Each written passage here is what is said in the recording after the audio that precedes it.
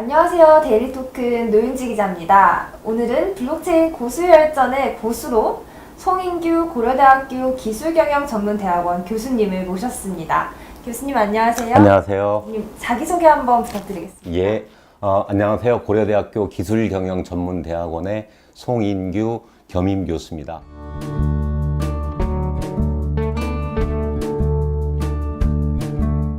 펀드 매니저 출신이신 송 교수님께서 어떻게 블록체인에 관심을 갖게 되셨는지 너무 궁금한데요. 그럼 지금부터 본격적인 질문 드리도록 하겠습니다. 네, 교수님 첫 번째 질문인데요. 예. 금융투자 전문가신데 기존 금융권 전문가 입장에서 본 블록체인과 가상통화의 매력은 무엇인가요? 지난 20년간을 돌이켜보면 세계에서 제일 큰 이익이 난 회사들이 전부 다 인터넷 관련된 회사들입니다. 지금 세계에서 제일 큰 회사 넘버 1, 2, 3, 4, 5위를 따지면 애플, 아마존, 구글, 마이크로소프트, 페이스북, 그리고 중국의 텐센트, 알리바바 다 10위 안에 들어가는 회사인데요. 그래서 제가 블록체인에 대해서 관심을 갖고 있는 이유는 투자자로서 이런 인터넷 기업들이 만들었던 엄청난 수익을 블록체인이 가져다 줄 것이라고 보고 있기 때문입니다. 이런 회사들이 지금 블록체인을 시작하고 있고 또 바이낸스와 같은 블록체인 관련 기업은 반대로 기존 금융시장에 진출하려는 현상을 교수님께서는 블록체인화라고 표현하셨는데요. 블록체인화가 우리 사회에 미칠 영향력은 어떤 게 있을까요?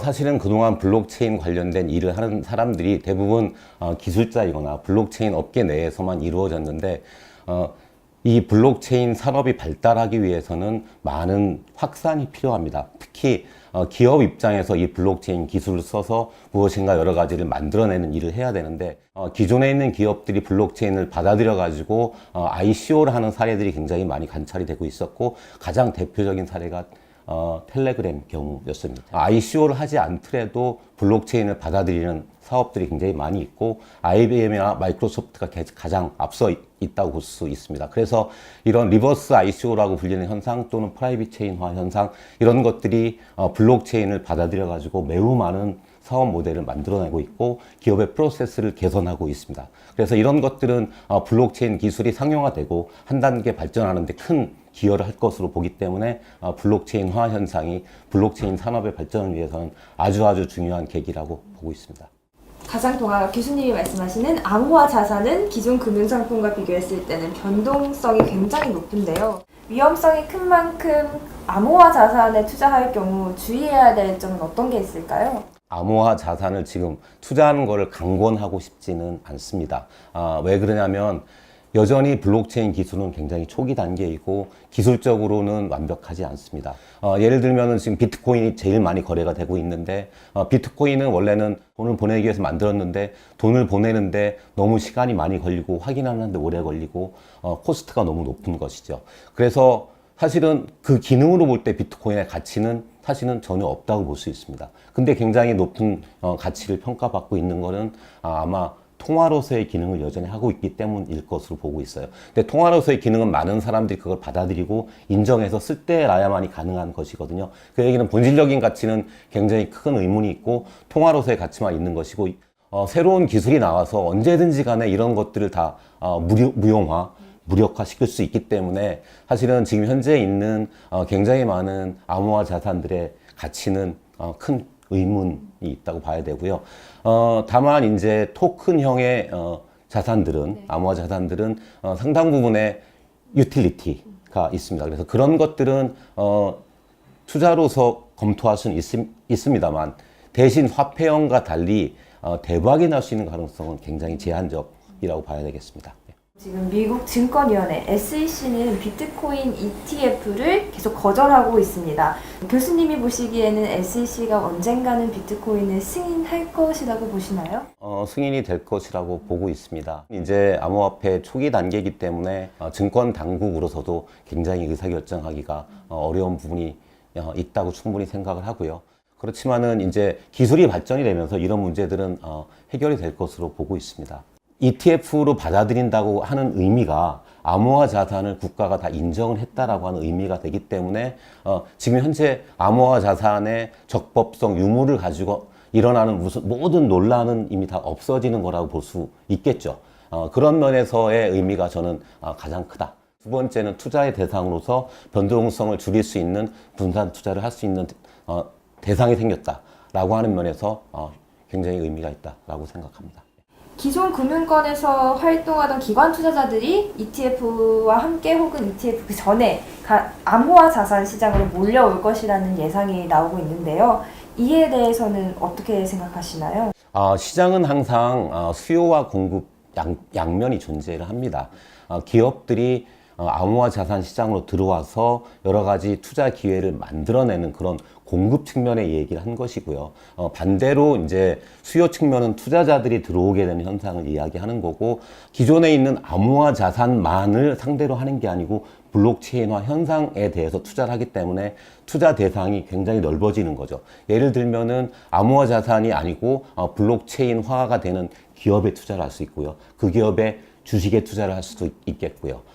그 다음에 리버스 ICO가 생기는 것에도 투자를 할 수가 있겠고, 일반 투자자들은 지금처럼 분석과 평가가 잘 없는 상태에서 많은 위험을 지고 투자를 했다면, 기관 투자자들이 참여를 하면 기관 투자자들한테 간접 투자를 하는 것들이 보편화하게 될 것입니다. 국내에서 ICO를 허용할 경우에는 어떤 긍정적인 효과 또는 부정적인 효과가 있을까요? 사실은 지금이 저는 최악의 상태라고 보고 있습니다. 무엇이 되든지 간에 명확한 규제는 만들어 놓고 금지시킬 것이 있다면 금지를 시키고 허용할 것이 있으면 허용을 하더라도 빨리 무엇인가 제도를 도입해야 된다라고 생각하는 거고요. 정부가 우려하는 것처럼 ICO에 문제가 많은 것도 사실이고 굉장히 스캠이 많은 것도 사실입니다. 실제로 홈페이지는커녕 아무 제품도 없이 아이디어만 가지고 이른바 컨셉추얼한 단계에서 ICO를 하는 것이 40%가 넘습니다. 회사의 미래에 그 수익이 생길 수 있다는 거를 가지고 팔아서 돈을 모으고 있는 것들이 정부 당국이 생각하는 것처럼 분명히 문제가 있는 거죠. 이런 증권형은 사실은 증권에 준하는 그 ICO 절차, IPO에 준하는 ICO 절차를 따르도록 하는 것이 해외 이제 사례이고요. 저는 최대한 빨리 어떤 형태의 규제든지 간에 빨리 만들어져야 된다라고 생각하고 있습니다. 그 블록체인 가상통화 시장에서 거래소의 역할은 어떤 건지 좀 더 자세히 설명해 주실 수 있나요?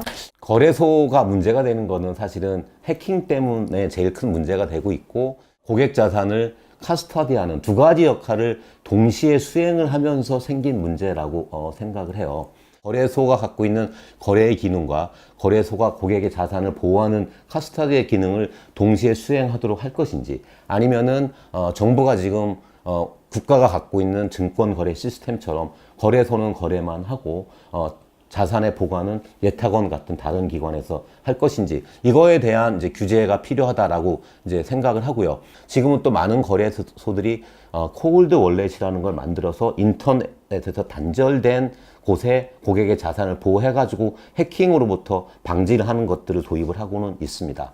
고객 입장에서 가장 중요한 거래소 선택 기준은 내가 무엇인가를 팔려고 그럴 때 가장 비싸게 팔 수 있다. 내가 무엇인가를 사려고 그럴 때 가장 싸게 살 수 있다 라고 하는 거는 중앙 집중화된, 어쩌면 국가가 독점하고 있는 증권의 모델이 여기에도 그대로 적용이 되고 있는 것입니다.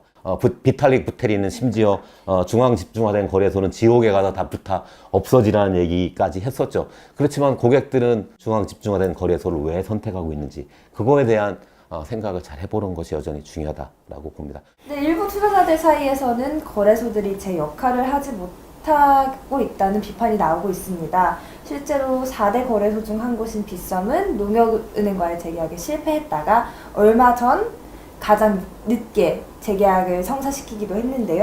이런 거래소의 역할에 대한 비판에 대해서는 어떻게 생각하시나요? 계좌 발급이 안 되는 거는 사실은 그게 비즈니스 파트너로서 거래소와 은행사의 문제라기보다는 은행 뒤에 있는 정부의 문제가 제일 크다라고 생각이 됩니다. 그래서 비즈니스적으로 판단이 되지 않고 이렇게 정부가 움직이는 거는 저는 좋은 현상이 아니고, 적절한 제도를 통해서 규제를 하는 것이 저는 타당하다고 생각하고요. 지금처럼 거래소는 있지만 계좌 발급을 하지 않아서 거래소가 기능을 하지 못하도록 하고 있는 것이야말로 여전히 최악의 규제라고 생각합니다.